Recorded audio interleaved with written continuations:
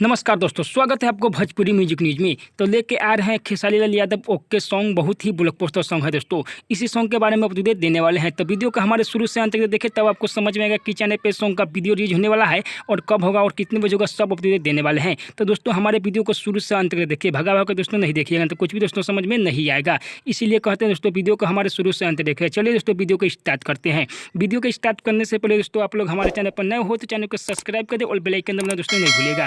बहुत ही blockbuster song लेके आ रहे हैं, full video song okay. Album का नाम है दोस्तों ओके। बहुत ही ब्लॉकबस्टर सॉन्ग है। इस सॉन्ग को लिखे हुए हैं राइटर आशुतोष तिवारी। सॉन्ग को लिखे हुए हैं, संगीत से सजाए हुए हैं यानी म्यूजिक सजाए हुए हैं सज्जन मिश्रा, गाए हुए हैं खेसारी लाल यादव।